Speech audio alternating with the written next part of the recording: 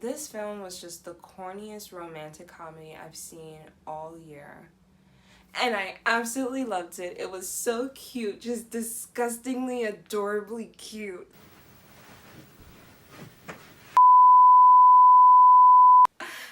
Yes, it is Media Lit TV, and yes, we are reviewing Namaste Wahala. I believe it means hello, trouble. So in this video, I'm going to give you some details about the film, cast, and crew, and I also want to talk about why this movie matters in terms of representation. And overall, I'm just going to review this film. Honestly, it was just the cutest, corniest love story. So usually this is the part where I give triggers, but honestly, I didn't recall any, blaringly obvious triggers, for me at least. Namaste Wahala is literally a feel-good movie. I think that the filmmaker was very intentional about displaying how people can be sort of prejudiced or just have reservations about other cultures, other people from different backgrounds, but it was done in a way that was very tasteful, it was very tactful, it was very respectful, and it wasn't blaringly offensive. It wasn't rooted in an ism like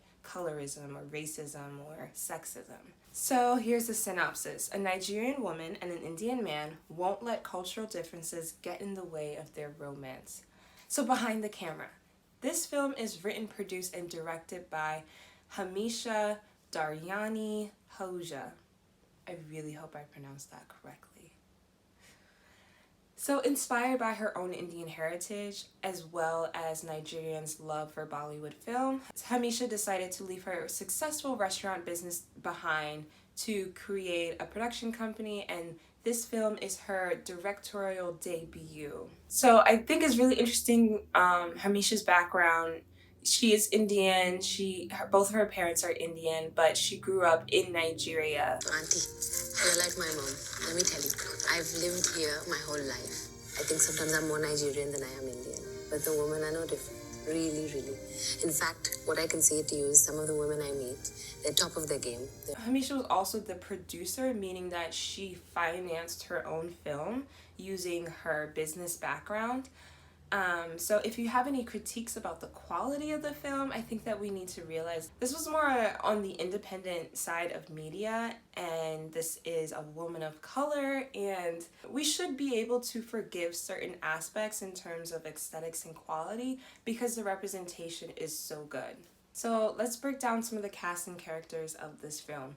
Didi is the love interest. She's a black woman and she's played by Dima Okoji. She is a Nigerian lawyer who falls in love with an Indian businessman, Raj, who is played by Ruslan Mumtaz. The director also has a role in this film. She plays Layla, a close friend of the main character. Both sides of the couple, the groom and the bride, they each have their respective best friends who are just kind of like comedic relief, and they help to guide the main characters along their journey. So Didi's parents are Nigerian, and they want their daughter to marry a Nigerian man. And there's also Raj's mom who comes to visit him, and she plays this like quintessential Indian auntie who like spoils her son, and there's no one out there that'll ever be good enough for him. Let's analyze this film as a thing, its aesthetics. This film is just beautiful. There are so many vibrant colors. The melanin is absolutely beautiful and rich. So there are Bollywood elements of this film, such as the bright colors, the costume design, the dancing among trees, the Indian music. All of that comes from the sort of corny romantic comedy, the 90s Bollywood style films that we all love. Like, come on. It's corny, but you love it. You gotta love it. There are also some Nigerian elements in this film. The comedy is certainly derived from the Nigerian characters and the dramatic expressions, also these dramatic conflicts or plot points that remind me of a lot of the Nollywood films that I grew up watching. So next up, I'm going to talk about this film, its historical context, and how it will age over time. So this film is set in Nigeria, but the cast and crew are of all mixed backgrounds, right? So we have cast and crew members from both Nigeria's Nollywood film industry as well as cast and crew from India's Bollywood industry. And I think it's really important to break down Bollywood and Nollywood. Both markets, Bollywood and Nollywood, are huge. Each of them produce somewhere between 2,000 to 2,500 movies and films a year. By comparison, Hollywood produces less than 1,000 films a year. So what I really like about this film is the fact that there are no white people. There are no white people in this film, and it's just so refreshing. Lastly, let's go over this film's impact and how it fits into the context of white supremacy and capitalism and patriarchy. So this film for me really pushes back on the politics of desirability. So research pulled from dating apps have shown that Black women and Asian men are the least desirable amongst the different groups of race and gender. This film is really interesting to me because it puts two people that have been deemed the least desirable by white supremacist standards, and it puts them in love with each other, and it shows that they are worthy of love.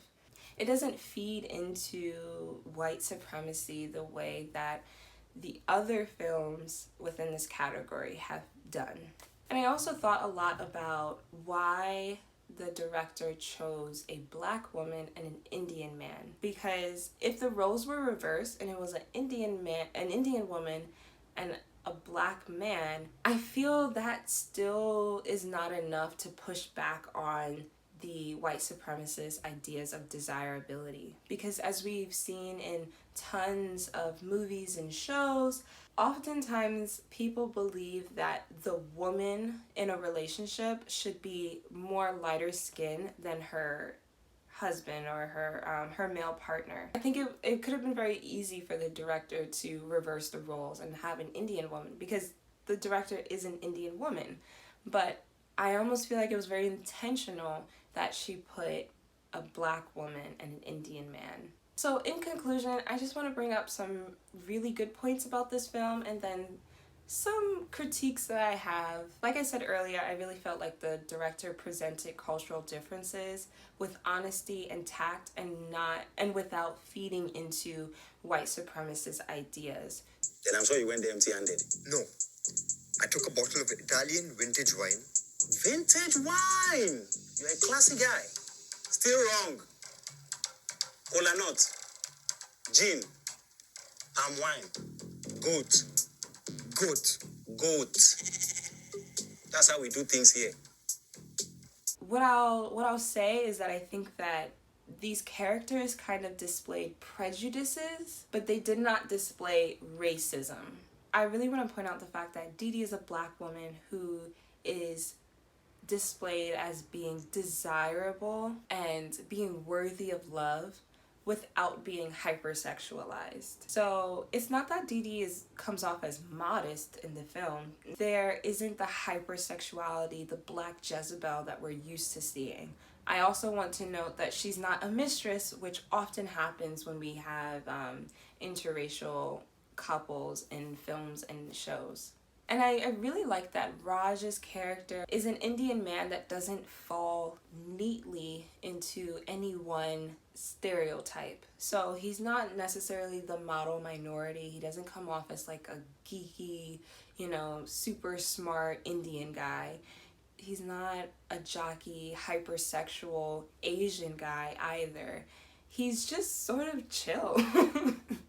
And, he shows a little bit of vulnerability. Another note about this film is the fact that while it has a lot of Bollywood elements and aspects to it, it doesn't fall into the Bollywood tropes that are extremely damaging towards women. There's this trope that the man has to be persistent and determined, and the woman, she just eventually lets him in and lets her guard down. And it's really what it's doing is it's romanticizing sexual harassment and stalking. In this film, the couple meets up in a sort of serendipitous way where he's like, oh, I saw you at the beach and now I'm seeing you here. What a coincidence.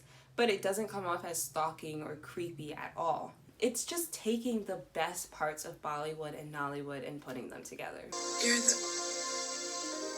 You're the guy from the beach. Yes, I'm the guy from the beach.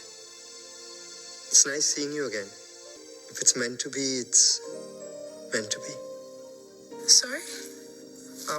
Nothing, it's just something I told my friend this morning. When I told him, I'm going to marry you. My only criticisms of the film. So the best friend of the main character is a bigger, fat black woman. And I just felt like there were some comments made about her and her dating life that made me feel like the filmmakers want us to believe that she is not desirable. Give now, my boyfriend. And you people were dating? Oh, did you? I thought it was Ochuko. What? You too. Angie, your life is finished. Your life is finished. Your life is not finished. Your life is not finished. Stop being so dramatic. Why won't I be dramatic? Why won't I be dramatic? Do you know everything I did for that guy? I cooked for him. Did you? No, we're not doing that. The director started a production company called Forever 7, and she plans to come out with films, TV shows, and reality shows. So I will definitely be on the lookout for more. Okay, so before I head out, I want to give a quick shout out to 2 YouTubers who really informed my video today. Thank you so much for watching. Please like, comment, and subscribe. I want to talk more about this. Thank you again for watching.